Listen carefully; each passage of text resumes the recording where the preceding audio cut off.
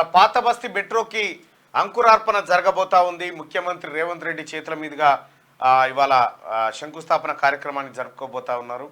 So మొత్తానికి పాత బస్తీలో మెట్రో రైలు కూత వినిపించే రోజులు దగ్గరలోనే ఉన్నట్టుగా తెలుస్తూ ఉంది. ఇదొక అంశం. అయితే కాంగ్రెస్ పార్టీ అభ్యర్థుల ఖరారు కోసం ఢిల్లీలో సుదీర్ఘంగా చర్చిస్తూ ఉంది. పార్లమెంట్ ఎన్నికల్లో లోక్సభ అభ్యర్థుల ఎంపిక కోసం సెంట్రల్ ఎలక్షన్ కమిటీ నిన్న భేటీ అయింది. ఈ భేటీలో సోనియా గాంధీతో పాటు మల్లికార్జున ఖర్గే, ఆ తర్వాత మిగతా వాళ్ళంతా రేవంత్ రెడ్డి గారు, అలాగే బట్టి ఉత్తమ్ గారు, ఆ తర్వాత వీళ్ళందరూ కూడా నిన్న మీటింగ్లో పాల్గొన్నారు. కేసీ వేణుగోపాల్తో సహా చాలామంది.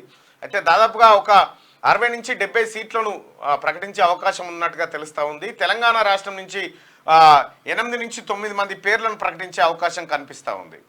మొత్తానికి కాంగ్రెస్ పార్టీ కూడా వర్క్ను స్పీడప్ చేసింది.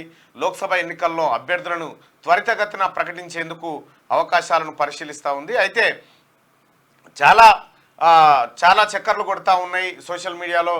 వీళ్ళది అని చక్కర్లు కొడతా ఉన్నాయి. కాకపోతే సిడబ్ల్యూసి నిర్ణయం ఏం చేయబోతా ఉంది, ఎలాంటి పేర్లు బయటికి రాబోతా ఉన్నాయి, ఎవరు అభ్యర్థులుగా ఉండబోతున్నారు అనేది చర్చనీయాంశంగా మారింది. మొత్తానికైతే ఇప్పటికే 9 మంది అభ్యర్థులను ప్రకటించినటువంటి భారతీయ జనతా పార్టీ, ఆ తర్వాత టీఆర్ఎస్ పార్టీ కూడా 5 అభ్యర్థులను ప్రకటించింది. ఇప్పటికే 4తో పాటు ఒకటి మహబూబ్ నగర్ మన్నే శ్రీనివాస్ రెడ్డి పోటీ చేస్తాడని చెప్పి ఇప్పటికే ప్రకటించడం జరిగింది. మొత్తానికి లోక్సభ ఎన్నికలకు సంబంధించినటువంటి హడావిడి స్టార్ట్ అయిపోయింది.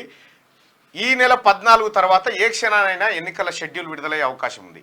ఇందులో ఇది అంశం ఇట్లా ఉంటే, ఇవాళ మహాశివరాత్రి భక్తులందరికీ మహాశివరాత్రి శుభాకాంక్షలు. అలాగే మహిళా దినోత్సవం కూడా, మహిళా దినోత్సవం సందర్భంగా మహిళలందరికీ మహిళా దినోత్సవ శుభాకాంక్షలు. ఇక దీంతో పాటు ఇంకొక విషయం ఏంటంటే, తెలంగాణ రాష్ట్రంలో బీఆర్ఎస్ పార్టీ భవిష్యత్తు ప్రశ్నార్థకంగా మారింది. అక్కడ బీఆర్ఎస్ పార్టీకి సంబంధించినటువంటి మహారాష్ట్ర నేతలు కేసీఆర్కు ఒక లేఖ రాశారు.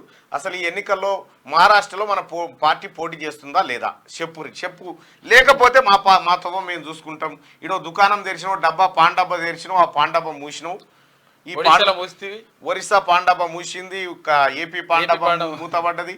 ఇక మహారాష్ట్ర పాన్ డబ్బా మూతేస్తేందుకు తాళాలు కప్పలు కొనుక్కొచ్చారట అక్కడ పార్టీ నేతలు. సో మొత్తానికి బీఆర్ఎస్ పార్టీ అయోమయంలో ఉన్నది. అభ్యర్థులు ఎవరు కూడా ముందుకు రాకపోవడం, దినదిన గండం నూరేళ్ళ ఆయుస్ అన్నట్టుగా ఆ పరిస్థితి ఉంది. మరికొద్ది రోజుల్లోనే ఈ 12 లేదా 13 తారీఖు వరకల్లా ఓ 12 మంది ఎవరు బీఆర్ఎస్ ఎమ్మెల్యేలు మా పిల్లగాడు అనిపించుకొని పోతారట కాంగ్రెస్ పార్టీకి వచ్చి ఖాయం చేసుకొని పోతారట. ఇక మల్లారెడ్డి మాత్రం నేను కాంగ్రెస్ పార్టీకి వస్తా అనేటువంటి అంశం ఏదో తెరపైకి వస్తా ఉన్నట్టుగా తెలుస్తూ ఉంది. మల్లారెడ్డి గారికి ఒకసారి ఫోన్ చేద్దాం. ఎందుకంటే మల్లారెడ్డి గారు ఏదో కాంగ్రెస్ పార్టీ మీద చాలా ప్రేమ కనబరుస్తున్నట్టుగా ఆయన ద్వారా తెలుస్తూ ఉంది. ఆయన కట్టడాలపైన నిన్న ఒక రకమైనటువంటి ఏది ఆక్రమించారని చెప్పి, ఎంక్రోచ్ చేశారని చెప్పి ఆయన దానిపైన నిన్న జేసీబీలు ప్రక్రియలు దండయాత్ర చేసినాయి. దండయాత్ర చేయగానే మల్లారెడ్డి గారు కాంగ్రెస్ పార్టీ కోసం అపాయింట్మెంట్ కోసం తిరుగుతున్నట్టుగా తెలుస్తూ ఉంది. మల్లారెడ్డి గారు ఫోన్ ఎత్తారా, మరి ఎత్తినా కూడా కాంగ్రెస్ పార్టీకి వస్తా అని చెప్తారా? వాళ్ళ కొడుకు అయితే చెప్పిండు, ఒక పొద్దు కూడా ఉన్నాడేమో, పూజలు ఇట్లా ఇడిచిండొచ్చు ఈ పాటికి. సాయంత్రం పెడతారా? ఓకే.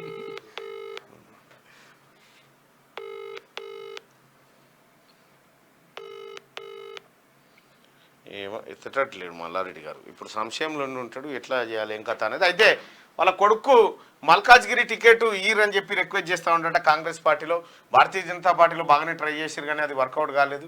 బీఆర్ఎస్ పార్టీ నుంచి పోటీ చేయమని చెప్తా ఉన్నా కూడా వట్టిదే పోటీ చేసినా దండగానే అని చెప్పి చెప్తా ఉన్నారంటే మొత్తానికి మల్లారెడ్డి సంశయంలో ఉన్నట్టుగా కనిపిస్తూ ఉంది. మల్లారెడ్డి గారు మరి ఏం నిర్ణయం తీసుకోబోతున్నారో చూడాలి. మల్లారెడ్డి ఆ తర్వాత ఆయన కొడుకు ఇద్దరు కాంగ్రెస్ పార్టీలో చేరుతారు అన్నట్టుగా వార్తలు వస్తూ ఉన్నాయి. మార్నింగ్ న్యూస్లోకి వెళ్తే ఇవాళ అలాగే మన మాజీ ఎమ్మెల్యే బోధన్ మాజీ ఎమ్మెల్యే తుగ్రా ఎమ్మెల్యే ఉన్నాడు కదా, పారిపోయిండు. ఆయన జన్మదినం ఉండే నిన్న పారిపోయిన మాజీ ఎమ్మెల్యే గారికి జన్మదిన శుభాకాంక్షలు తెలియజేస్తున్నాను.